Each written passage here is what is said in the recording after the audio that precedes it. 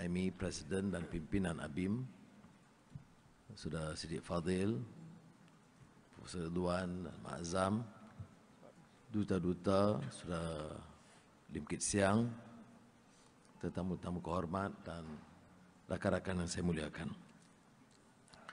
Alhamdulillah, sekali lagi saya bersama dengan ABIM yang pastinya membantu menggilap bukan sekadar kenangan lama tetapi idealisme perjuangan. Kerana ABIM bagi saya dalam pengalaman liku-liku hidup merupakan di antara landasan utama melonjak kesedaran baru tentang Islam, tentang masyarakat dan masyarakat majmuk. Saya sebut Saudara Lim Kit Siang kerana bila kita dalam ABIM mengutarakan suatu yang baru dalam konteks gerakan Islam yang belum dibicarakan oleh gerakan Islam sebelum itu. Kerana gerakan Islam hanya membicarakan kehadiran bukan Islam itu dalam negara Islam. Non-Muslims in an Islamic state. Kita di kalangan pimpinan ABIM pada ketika itu tidak memikirkan pendekatan itu suatu yang wajar. Maka kita memilih tema Islam dalam masyarakat majmuk. Islam, Muslims in a plural society. Sekitar 79 dan ramai pimpinan hadir termasuk Saudara Lim Kit Siang.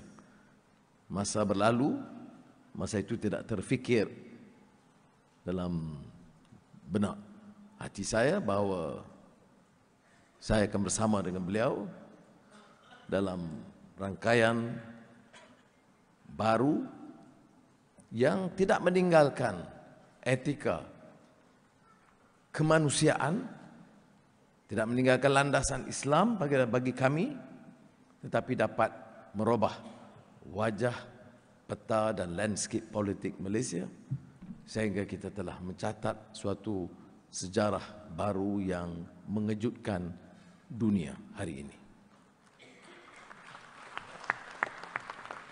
Saya ikuti ucapan Presiden Saudara Raimi sebagian besarnya dan Saudara Siddiq Fadil.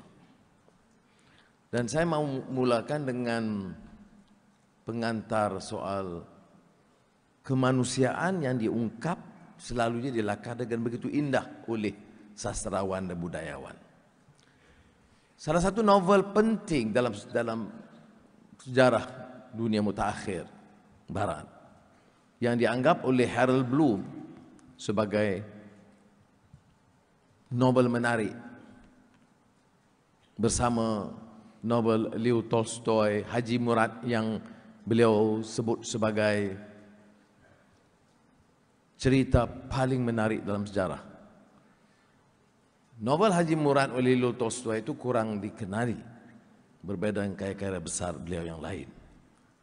Tetapi Haji Murad itu menggambarkan bukan sahaja derita masyarakat Islam di wilayah Rusia pada ketika itu, tetapi kekuatan mereka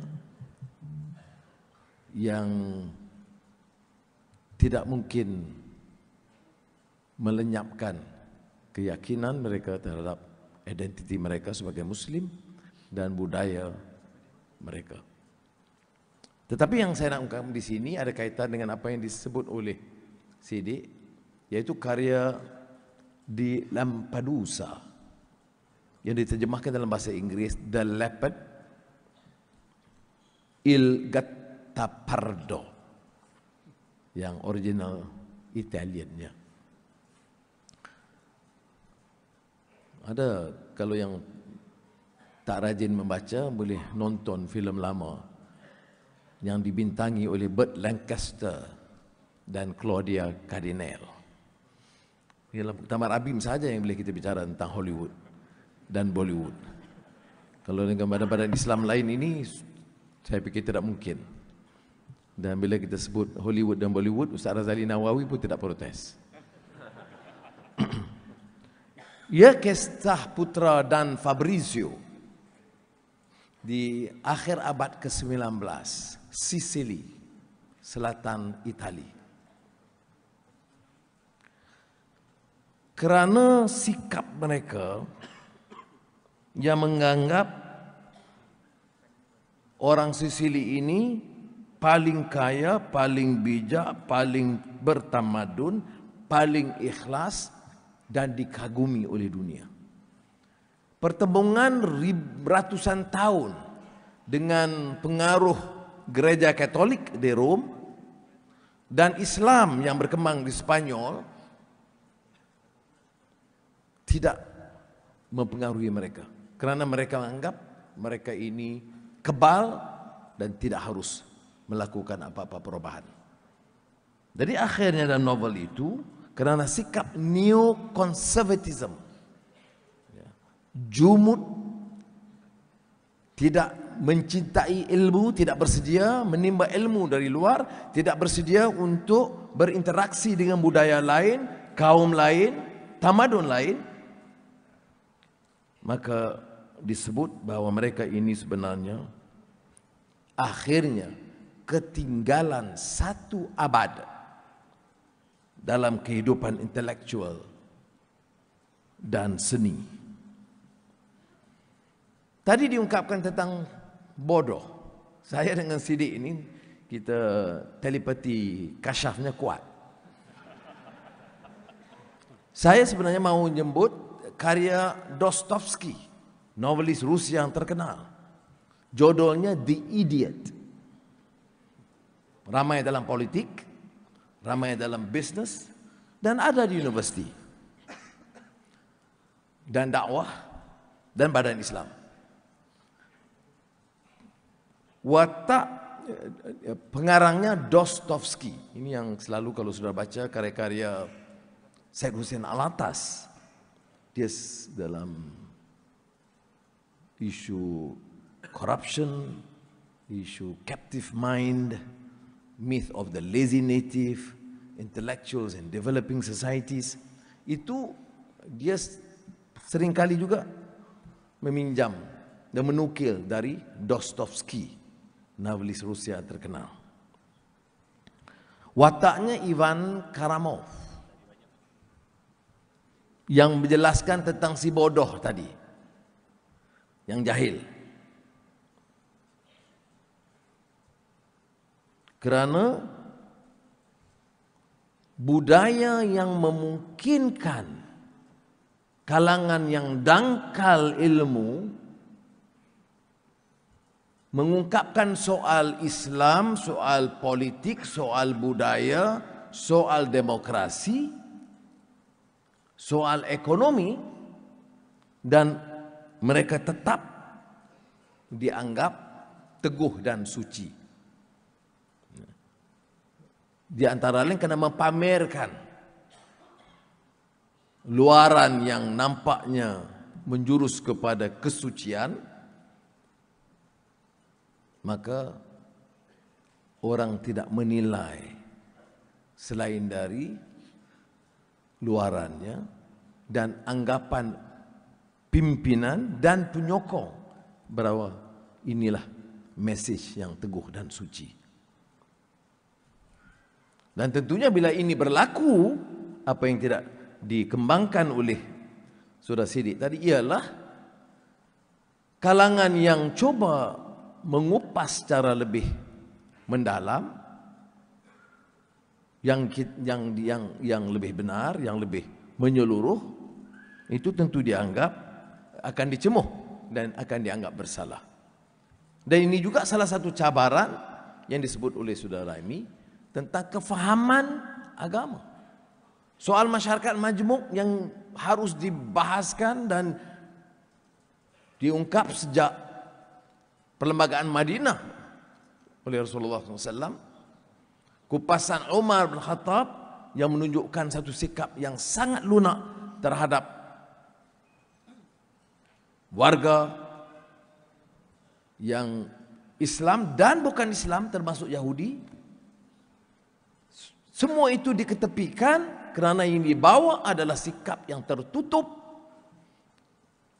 pandangan yang keras, yang hanya memungkinkan satu jurus dan menolak pandangan lain dan meremehkan penyertaan bukan Islam. Dan ini masih menjadi tantangan yang harus dihadapi oleh badan Islam, dan saya percaya dengan sejarah dan pengalaman Habib, hal ini mesti dijelaskan dan dipertahankan. Saya bayangkan kalau Islam itu dikembangkan seperti mana jurus ini yang dibawa oleh kelompok-kelompok ini, sama ada parti atau penyokong, tak mungkin Islam berkembang di Jawa dengan meluas, dengan kisah 9 Wali Songo, ataupun yang dikupas oleh Ibn Battuta dalam pengembaraannya ke Perla dan pengaruh pendakwah awal Islam yang menunjukkan sikap yang beradab, memahami budaya tempatan, toleransi dan tasamuh yang luar biasa. Hanya dengan kebijaksanaan, bil hikmah wal mau'izatil hasanah wajadilhum billati hiya ahsan, memungkinkan Islam itu berkembang. Tetapi hal ini juga merupakan satu cabaran yang perlu sudah tangani. Dan ini tidak semestinya saya menjurus tentang pandangan yang tutup ini, yang dianggap kalangan neo-konservatif, melakar soal Islam cara yang sangat tertutup dan terbatas. Kita bicara rahmatan lil alamin, tapi mereka masih lagi, maknanya message Islam itu harus rahmat kepada sekalian alam. Saya dalam tema tazkirah di Port Dickson, saya bawa hadis yang kita hafal di zaman Habib lagi. Irhamu man fil ard yarhamkum man fis sama. Tunjukkan kasih sayang yang di bumi. Hadis itu jelas dalam dakwah, dalam politik, dalam kenegaraan, dalam pendidikan. Ia mesti dengan kasih sayang kepada yang Islam, kepada yang bukan Islam, manusia. Ini yang disebut karamah. Walaqad karramna bani Adam.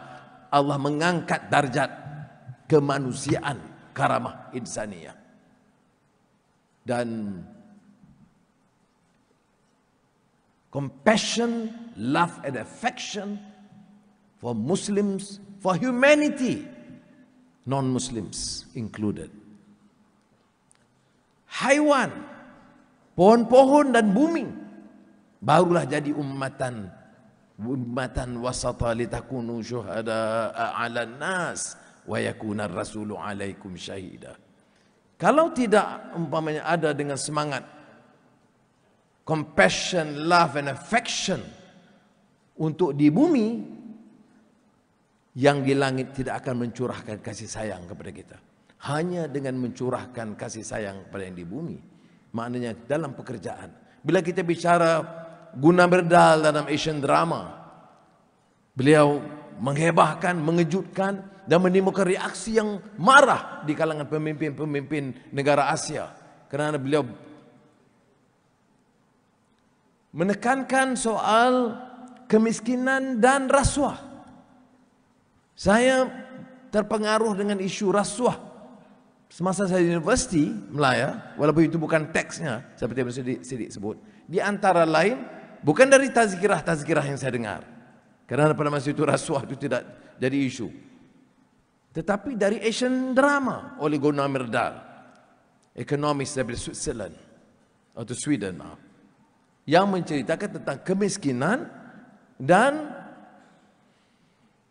permasalahan yang lebih kompleks mengenai rasuah di negara Asia. Tentunya reaksi di sini ialah bahawa rasuah itu dikupas oleh orang Barat hanya menjangkiti Asia. Tapi dia tidak baca buku lain. The American drama, Gunnar Myrdal menceritakan rasuah di Amerika dalam pelbagai bentuk dan kecanggihan, termasuk institutionalized corruption melalui lobby, melalui konsultansi dan sebagainya. Jadi saudara, sebab itu Saya ingat lagi Edward Said bila menjawab Samuel Huntington, Clash of Civilization, dia jawab masalahnya ialah clash of ignorance. Dia akui bahawa ada ignorance di kalangan orang Islam dan orang Timur, dan ada ignorance di kalangan pakar-pakar seperti Samuel Huntington, kerana melihat sejarah itu dari sudut pertembungan, pergaduhan, peperangan. Tidak melihat sejarah itu dari segi apa yang pernah berlaku dalam sejarah 1000 tahun Islam dan Cina. Kalau sudah baca umpamanya karya Needham, Science and Civilization in China, buku besar dan yang paling teliti, itu bab-bab awal itu mengenai pertembungan yang sangat tinggi, kepakaran, sains, ekonomi, pengembaraan, astronomi di antara dunia Arab Islam dengan negara Cina. Yang kita hebohkan sekarang ialah kebencian, keresahan dan pertembungan. Kerana ada kejahilan di kalangan Islam dan ada kejahilan di kalangan orang Cina yang tidak melihat dari aspek yang positif ini. Sebab itu Edward Said menyebut tentang clash of ignorance, kerana kegagalan Huntington melihat aspek positif Barat yang diterima oleh Islam dan aspek positif Islam yang diterima oleh Barat. Sinerginya, persamaannya, keinginan untuk mentadbir dengan baik dan tadbir urus yang cekap, yang saling mengetahui. Tetapi di kalangan yang ignorant timbullah Islamofobia, kebencian yang melulu dan membawa suatu sikap neokonservatif. Tadi saya sebut tentang neokonservatism di kalangan orang-orang Islam, kelompok kecil yang hanya menyeru kepada kebencian dan permusuhan. Tetapi ada juga neokonservatism di kalangan Barat yang kita lihat yang menyebabkan pandangan yang ditonjolkan oleh Samuel Huntington. Jadi saya anjurkan ini karya Clash of Ignorance ini tidak terlalu popular kerana dia hanya rencana kecil dalam mengupas Huntington. Tapi saya fikir Saudara Raimi boleh cari, Saudara Faisal ya, dan edar kepada kawan-kawan Abim, supaya cara kita jawab itu tidak histeria. Malaysia sekarang lebih terbuka, lebih bebas. Kalau kita mau kebebasan, kita tidak boleh perkenalkan terlalu banyak kesekatan. Kalau sekat dengan undang-undang draconian, namanya penindasan, namanya penafian hak. Kalau buka, namanya kemunculan kelompok-kelompok dan gerombolan yang mungkin menentang etika, menentang agama. Kalau kita pilih jalan menekan, seperti mana yang dibawa oleh sebahagian daripada tokoh-tokoh Islam dapati Islam, ia kembali kepada sistem lama. Siapa yang menentukan? Kamu. Sebab itu orang rasa bimbang bila orang ungkapkan Islam ini sebenarnya itu membawa ke arah authoritarianism, membawa kepada sistem diktator. Kalau kita dengar pidato-pidato mereka, ini bahaya. Orang-orang ini sebagai pemimpin, ini tidak boleh, ini dilarang. Waduh. Tapi kalau kita pilih untuk menekan, maka ia tidak bukan lagi demokrasi. Sebab itu demokrasi itu tidak suatu sistem yang perfect. Yang kalau saya pinjam Winston Churchill, dalam skala kelemahannya, ini saja sistem yang terbaik dari yang ada. Tidak perfect, tidak syura dengan ahli hal wal aqdi, itu semua dalam teori negara Islam yang sukar diterjemahkan dalam keadaan yang terbatas di peringkat ini. Maka jawapannya adalah kesedaran umat, al-wa'yul islami, kesedaran yang lebih meluas. Orang harus faham apa dia itu Islam dan kesederhanaan. Ini ada juxtaposition of ideas, pertembungan idea, dan kita yang terlibat, yang kita mewakili pandangan yang kita rasa lebih segar, lebih mendalam, lebih toleran, lebih rahmatan lil alamin, harus lebih berani, harus lebih kencang dalam usaha kita, terutama dalam menggunakan, memanfaatkan kebebasan yang ada. Jangan histeria kalau ada satu sikap umpamanya yang menyerang. Saya juga terlibat seperti yang saya lihat sebelum Port Dickson, itu kalangan-kalangan yang super liberal, dia